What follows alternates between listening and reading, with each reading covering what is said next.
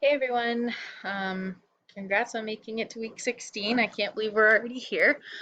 This week I decided to focus on, I did a classification with an inmate that struggles with substance use.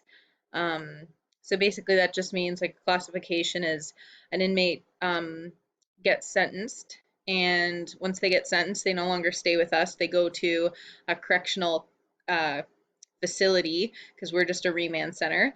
And we try to basically do an interview with them and figure out like where their needs will be met best and what makes sense for them. So I did a classification when I first started placement, and the inmate was originally from Timmins, which is close to the Monteith Correctional Facility.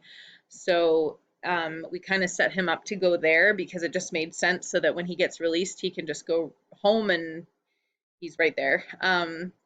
So the inmate we had this past week, he got sentenced to, I think it was 90 days or 60 days or somewhere around there.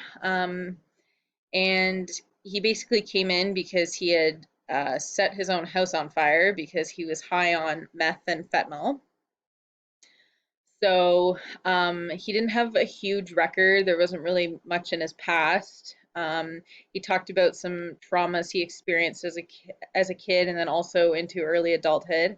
He kind of discussed that him and his ex-partner lost a child, and he said basically since then he's just like spun out of control, and substances kind of help him with those experiences and the trauma that he's had.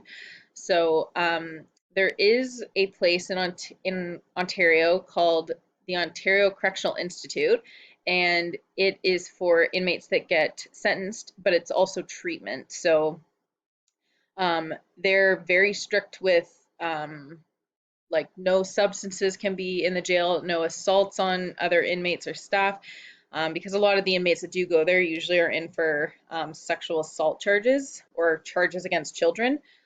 So they're very like strict. If you have one assault attempt, you get kicked out of the program immediately. So I do like that they keep it pretty strict, and basically like it helps kind of weed out the people that may not necessarily go there for the right intentions, because a lot of people think, oh, OCI is like easy, you get to do school and you live in like a dorm setting and you play pool and games and stuff, but it there's a lot of therapy there and treatment. So uh, he had a lot of questions, which was nice because I kind of was able to take the lead on this classification.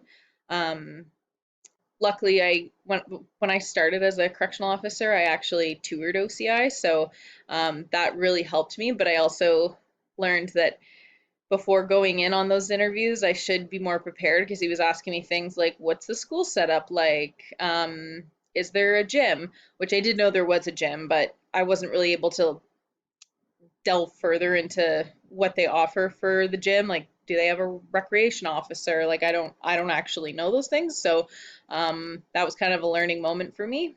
Um, but I really liked that we were able to do a classification with an inmate and offer him treatment and not just say like you're going to this place to basically spend the next 60 days in a cell and then go back to your old ways.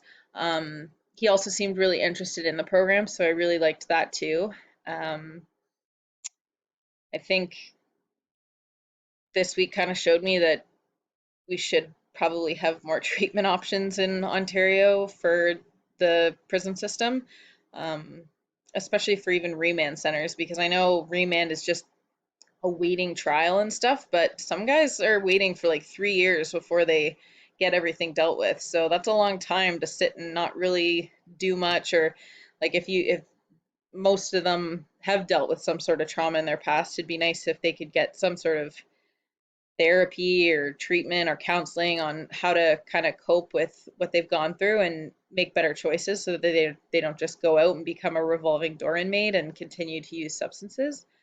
Um, but yeah, I feel like I got a lot out of this week, and I hope that I get to do more classifications like that in the future.